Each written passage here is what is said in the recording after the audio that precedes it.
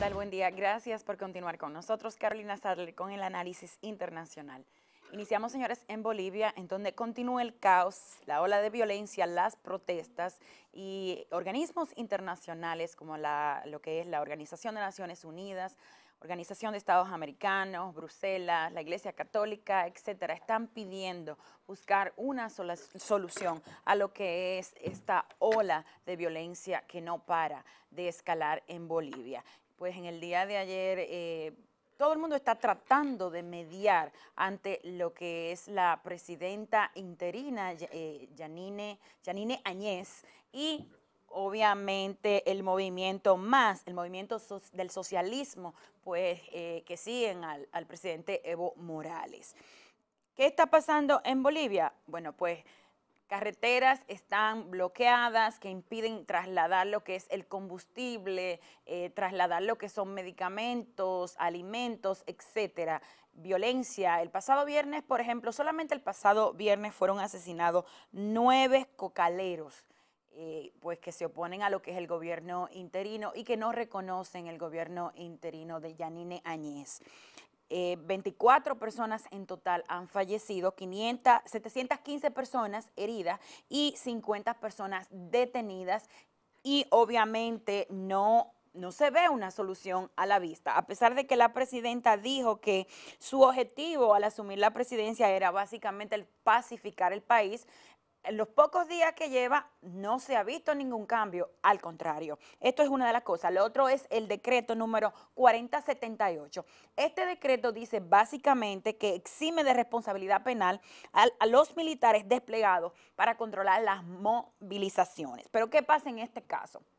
Cuando se dice que exime de responsabilidad penal, pues ya ustedes saben lo que implica. Implica que si un militar, un miembro de las Fuerzas Armadas, pues comete una falta ante un ciudadano, básicamente va a quedar impune, cosa que ha molestado a organismos internacionales, a la oposición, en este caso el movimiento MAS, el movimiento del socialismo, y a la ciudadanía, la comunidad internacional en sentido general. Recordemos que Bolivia es un país que está fracturado y que viene fracturado históricamente. No es un asunto de hace 2 años, ni 10 años, ni 15 años. Es un asunto histórico en donde indígenas y los sectores clase media, sobre todo la población blanca, la población indígena se ha sentido segregado durante muchos años hasta que llega al gobierno Evo Morales en el 2006 y contempla medidas y programas sociales para cambiar la vida de este grupo.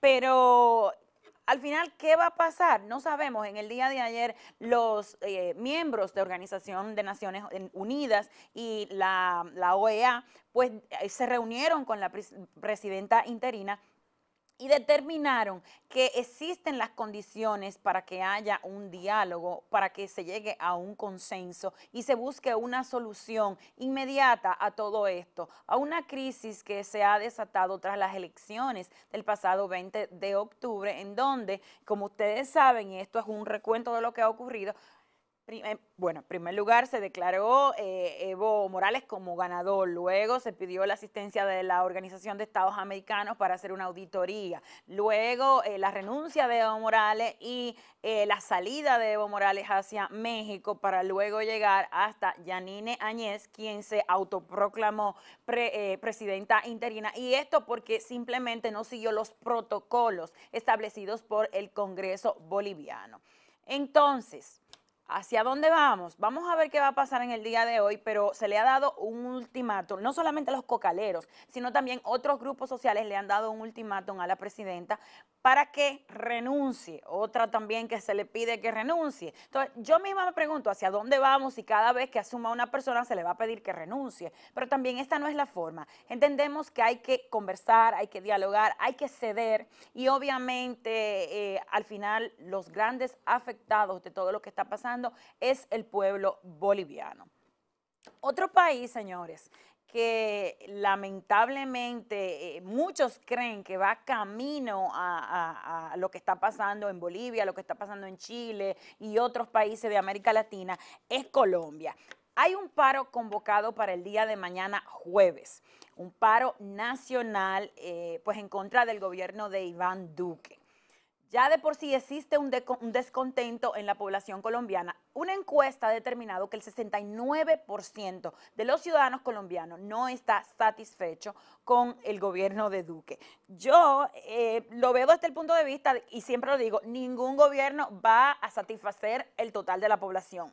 Ningún presidente va a, como dicen, normalmente mucha gente dice, bueno, no soy moneda de oro para caerle bien a todo el mundo. Y en este caso se podría aplicar. Pero ¿qué está pasando en Colombia? Descontento social, se requieren reformas económicas, reformas sociales que contemplen planes de salud para las poblaciones más afectadas y obviamente se habla de que Duque necesita cambiar el tipo de política que ha estado implementando en este tiempo que lleva en el gobierno. Por una parte, vamos a ver qué él va a hacer en el día de mañana. Va a actuar como actuó el gobierno de Sebastián Piñera en Chile y va a reprimir a quienes salgan a manifestarse, a protestar pacíficamente o a marchar. O por otro lado, va a prestar atención con tiempo y va a hacer cambios. Recordemos que en el 2018, el entonces presidente Santos logró un acuerdo, bueno, de hecho, esto se celebró en La Habana, en Cuba, un acuerdo entre el gobierno de Colombia y la FARC, las Fuerzas Armadas Revolucionarias de Colombia. Pues fíjense qué pasa. Se acusa al gobierno de Duque de haber incumplido con los acuerdos. Se acusa a Duque de no, permitir que salgan lo que fueron las asignaciones financieras y los recursos destinados a que este acuerdo prosiga. Entonces, ¿qué va a pasar? Se dice que si la política de Duque no cambia, él será la persona que pasará a la historia como quien va a revivir la FARC. Entonces, entre lo que se exige, por ejemplo, la reasignación de tierras, reincorporación de exguerrilleros a la vida normal, pues se pide que se evalúen los sistemas de pensiones, muy parecido a lo que está pasando en Chile. También se pide la reforma para la desregularización de lo que es el empleo y también se pide, y esto es algo muy importante, que paren los asesinatos de líderes sociales. Pues se ha determinado que cada 3 días asesinan a un líder social en Colombia y ya van más de 500 personas muertas de esta forma. Entre otras de lo que se pide en este paro que está convocado para mañana, pues que se reconozcan los derechos de la comunidad de homosexuales, de los grupos de LGBTI, también de los grupos indígenas, de los negros y de otras minorías colombianas. Señores, Reino Unido. En Reino Unido, señores, está pasando algo muy interesante. En el día de ayer se celebró lo que fue el primer debate público entre el actual primer ministro Boris Johnson, ahí están las imágenes, y el laborista Jeremy Corbyn. Pues fíjense qué pasa con esto, y es bastante interesante. Yo tuve la oportunidad de ver el debate. Ustedes saben que Johnson ha sido pro-Brexit, vamos a seguir adelante. De hecho, negoció un acuerdo con lo que es la Unión Europea y los 27 países para salir, pero le acusan de querer pues avanzar a través de un movimiento a lo Donald Trump. Entonces, ¿qué pasa? En el debate, muy interesante, como le digo, Johnson acusó a Corbyn, entre otras cosas, de querer extender el Brexit, prolongar la pesadilla, querer propiciar un nuevo referéndum de independencia en Escocia. También le acusó de querer de promover lo que son desvíos y retrasos en lo que es la salida del Reino Unido de la Unión Europea. Y pues dice que si este llega a primer ministro, lo que va a hacer es retrasar y que se va a perder más tiempo del que ya se ha perdido. Recordemos que son 3 años, recordemos que son 3 primer ministros que ya han pasado básicamente. Comenzamos con David Cameron, seguimos con Theresa May y luego más adelante llegamos a donde estamos con Boris Johnson, quien aceptó elecciones para el próximo 12 de diciembre y nada. El debate, una discusión abierta, muy parecido a lo que pasa en la Cámara de los Comunes, los gritos, los escándalos, un asunto totalmente desorganizado, pero muy sincero. Y digo sincero porque se veían las emociones cada vez que uno le respondía al otro. A todo esto, el gran ganador de la noche, Boris Johnson, con un 51%, frente a Corbyn, quien de hecho, aunque en la primera parte del debate estuvo un poco lento y se dejó amedrentar, pues salió con un 49% ante Johnson. el plan del laborista Corbyn básicamente, y se le preguntó varias veces, pero usted sacaría Reino Unido de lo que es pues la Unión Europea. No quiso responder en ningún momento, no respondió si se va o se queda en su mandato, y básicamente lo que acusó al primer ministro de querer privatizar el Servicio Nacional de Salud, algo de lo que se le acusa. También, entre otras cosas, dijo que negociará un nuevo acuerdo en 3 meses, en los primeros 3 meses de gobierno, y que a los 6 meses sometería a un referéndum para que sea el pueblo que decida. Les voy a decir, la idea de Jeremy Corbyn de que sea el pueblo que decida, sobre todo si recordamos que cuando se hizo el referéndum pidiendo, preguntándole a la gente si quería que Reino Unido saliera de la Unión Europea, muchas personas participaron y votaron en el referéndum sin saber por lo que votaban, y con la gran negatividad y la gran percepción que se tiene de que Reino Unido está cometiendo un error al salir de lo que es la Unión Europea. Pero en fin, vamos a ver qué va a pasar con las elecciones y nada. Es muy interesante este debate, sobre todo porque al final se dieron la mano y acordaron pues tratar todo este proceso con una política diplomática y de forma amistosa.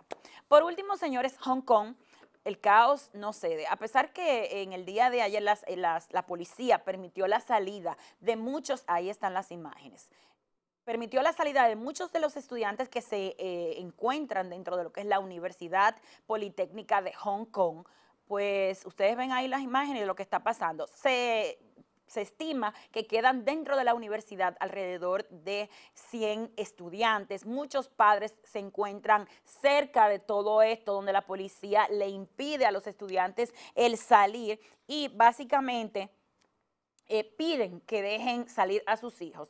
Leía algo en el día de ayer en donde algunos estudiantes desde adentro, a través de las redes sociales, expresaban su temor y decían, mis padres no saben que yo estoy aquí adentro, creen que yo estoy en casa de un amigo o creen que yo estoy en otro lugar, y sin embargo ya ustedes ven lo que está pasando.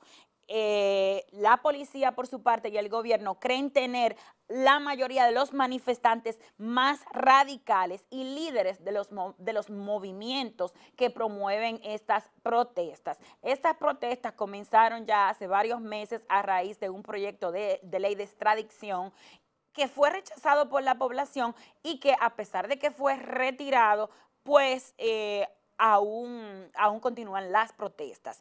En el día de ayer los Estados Unidos dijo que no, sacó, dijo, un proyecto de ley en donde apoyando a lo que son los manifestantes de Hong Kong, pero es algo bastante interesante y justamente también el Alto Tribunal de Hong Kong determinó en el día, eso fue el lunes, determinó que las máscaras utilizadas por los manifestantes, pues que pueden utilizarlas y que esto no contempla una violación a ningún tipo de ley en Hong Kong. Señores, así está el mundo. Vamos a la pausa. Regresamos en breve con más contenido de Despierta RD. Envíenos sus denuncias o informaciones a despiertard13@gmail.com o contáctenos al 829-254-2238.